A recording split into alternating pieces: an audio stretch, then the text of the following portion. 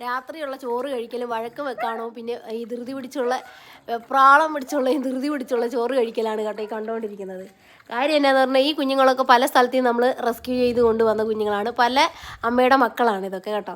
അപ്പോൾ ഇവരൊക്കെ ഒന്ന് അഡ്ജസ്റ്റായി വരുന്നതെന്ന് പറയുമ്പോഴേക്കും നല്ല സ്നേഹമായിട്ടുണ്ടാവും. പക്ഷേ ഈ ചോറ് കഴിക്കുന്ന സമയത്ത് ഭയങ്കര ഫൈറ്റും കാര്യങ്ങളൊക്കെ ആയിരിക്കും. കാര്യം എന്നാന്ന് പറഞ്ഞാൽ ചോറ് കഴിക്കുന്ന സമയത്ത് ഇവർ അങ്ങോട്ട് അഡ്ജസ്റ്റ് ആവത്തില്ല കേട്ടോ. കാര്യം എന്നാന്ന് അറിയത്തില്ല. ഈ പീക്കുറി പിള്ളേർ എന്നാ ചെയ്യുമെന്ന് പറഞ്ഞാൽ ഈ വലിയ ആൾക്കാരുടെ പാത്രത്തിലൊക്കെ കൊണ്ട് തല വെക്കും കേട്ടോ. എല്ലാ പീക്കുറികൾ തന്നെയാണ് കേട്ടോ. എത്ര മാസമൊന്നും അറിയത്തില്ല.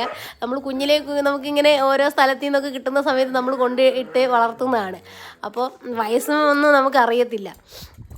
പക്ഷേ ചില ആൾക്കാർ സെറ്റ് ആവത്തില്ല കേട്ടോ. എത്ര നമ്മൾ ട്രൈ ചെയ്താലും ചില ആൾക്കാർ സെറ്റ് ആവത്തില്ല. നീ വന്ന് കണ്ടോ, കഴിച്ച് കഴിഞ്ഞിട്ട് മണ്ണ് കഴിക്കാൻ വേണ്ടി വന്ന കേട്ടോ. ചെടിച്ചട്ടിയുടെ മേലെ കയറി നിന്ന് കഴിക്കുന്നതാണ്. ഞാൻ ചോദിച്ചപ്പോഴേക്കും നാണിച്ച് ഓടുന്നതാണ്.